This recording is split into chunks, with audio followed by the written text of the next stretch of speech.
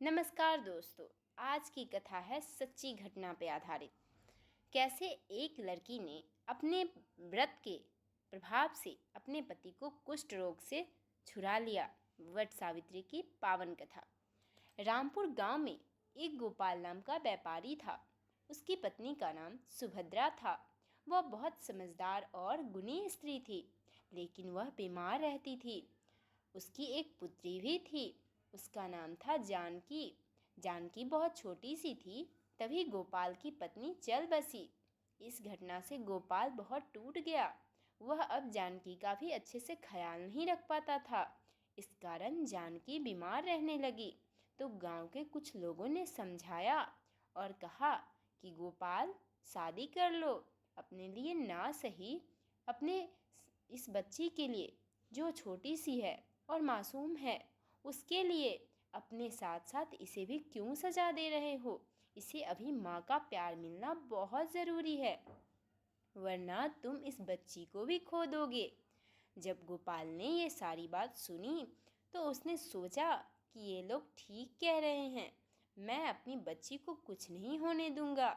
इसको माँ का प्यार ज़रूर दिलाऊंगा। और वह उसे गोद में लेकर फूट फूट कर रोने लगा। कुछ दिनों बाद गोपाल ने एक गरीब घर की लड़की मेनका से शादी किया और उसे कहा, मेरी बच्ची मेरी जान है और ये मेरी पूरी दुनिया है, इसका ख्याल रखना। तो मेनका ने कहा, मैं इसका ख्याल खुद से ज़्यादा रखूँगी। लेकिन जब गोपाल काम करने बाहर जाता तो मेनका जानकी का ख्याल बिल्कुल भी नहीं रखती थी। कुछ दिनों बाद धीरे धीरे जानकी बड़ी हुई और वह पूजा पाठ में लगी रहती थी। इस कारण से मेनका उसे बहुत मारती पीटती थी और घर के सारे कामकाज का बोझ उसके ऊपर डाल दी थी। कुछ दिनों बाद मेनका ने एक लड़की को जन्म दिया और उसका नाम सोना रखा। सोना को वह बहुत लाड प्यार करती थी, लेकिन जानकी इतने काम करने के बावजूद भी अपनी माँ का प्यार नहीं पा सकती थी। एक दिन गोपाल ने देखा कि जानकी का चेहरा बहुत थका थका सा रहता है। तो उसने जानकी से पूछा कि बेटी, क्या बात है, तुम इतनी उदास क्यों रहती हो, कोई बात है तो मुझे बताओ। लेकिन जानकी ने कहा, नहीं पिताजी, ऐसी कोई बात नहीं है, मैं बिल्कुल ठीक हूँ। लेकिन गोपाल समझ गया कि कुछ न कुछ तो गलत हो रहा है। तो गोपाल एक दिन काम के बहाने मेनका को कहा कि मैं जा रहा हूँ काम पे, लेकिन वो गया नहीं। वो घर के किसी कोने में छुपकर बैठा रहा और सब कुछ देखता रहा। जब मेनका ने समझ लिया कि गोपाल चला गया तो वो जानकी को डांट कर बुलाई कि कहाँ गई, इधर आओ, ये काम करो, और एक काम इससे ठीक नहीं होता है, ऐसा कहकर उसे ताना देती। और उसने जब ऐसा ना किया तो उसे उसने मारा भी। ये सब देखकर गोपाल हैरान रह गया और बोला कि इस कारण से जानकी का चेहरा इतना उतरा हुआ रहता है।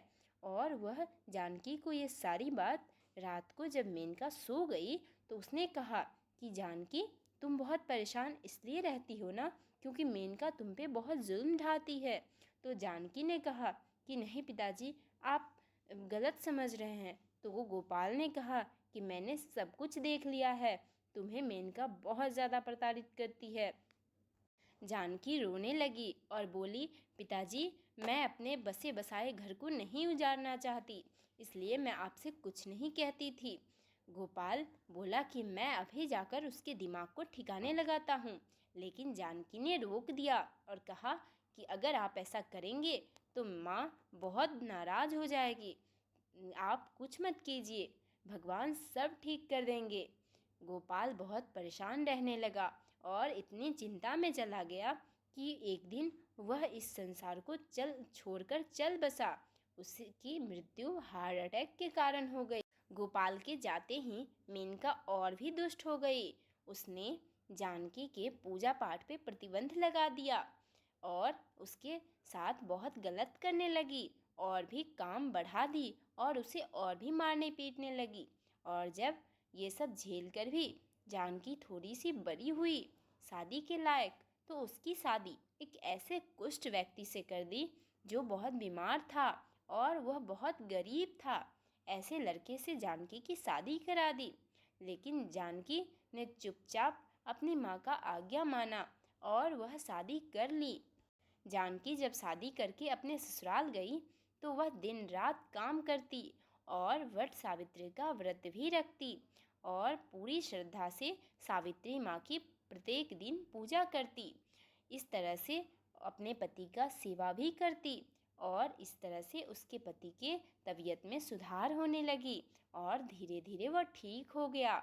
बाद में उसे पता चला कि वह एक राजकुमार है और जानकी की तो ज़िंदगी बदल गई। और उधर उसकी माँ ने सोना की शादी एक बहुत ही अच्छे लड़के से कराई। तो आप सभी को कहानी कैसी लगी, और अगर आप चाहते हैं कि इसका मैं अगला भाग आप सभी को सुनाऊं तो कमेंट करके ज़रूर बताना। और ऐसे ही कहानियों के लिए हमारे चैनल